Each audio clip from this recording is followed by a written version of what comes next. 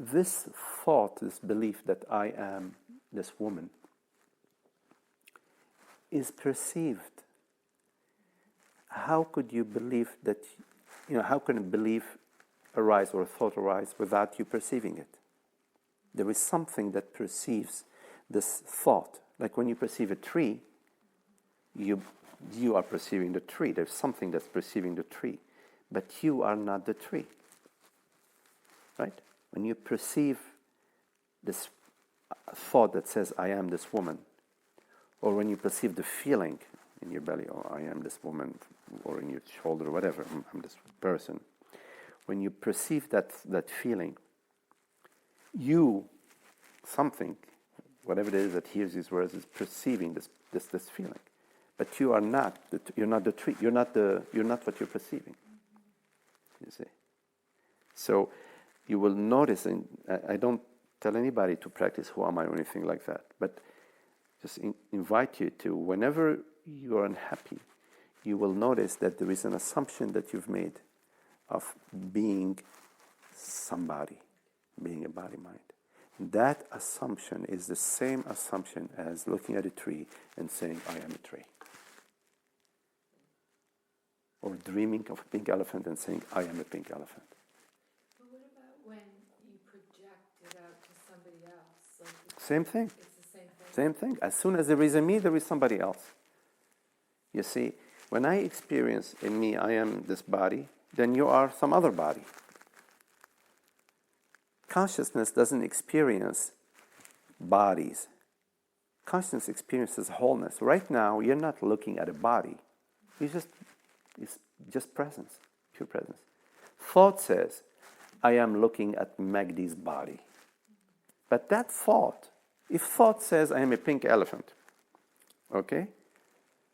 We laugh at it. You see? Because thought cannot know what you are doing. Cannot know the perceiver, cannot make a statement about the perceiver. The thought cannot say,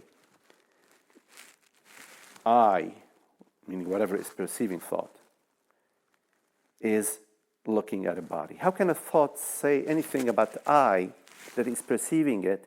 Because thought doesn't perceive the perceiver. Thought is perceived by the perceiver. You follow?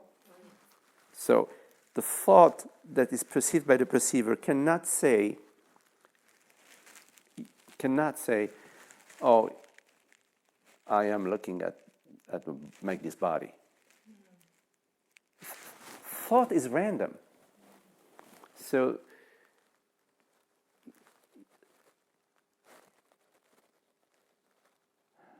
right. So consciousness doesn't perceive bodies. It's purely being, pure beingness. You can't really correctly speak about consciousness because nothing can really speak about consciousness. It's a wordless. Silence is the purest expression of consciousness. But since we're in conversation, consciousness is in just the business of beingness. It's being itself. Okay, but forget about these words. Okay, don't erase that. Okay? Consciousness doesn't perceive a world. It's a seamless experience. Let's say it's the ocean being the water. How about that? Or the water being the ocean, whatever. So when you perceive another, you're in the same business of perceiving separation. This is why sometimes it's said only love is real, only love is true. Because in love, there is no other. That's what really that saying says. Or like God, or Jesus who said that me and my Father are one.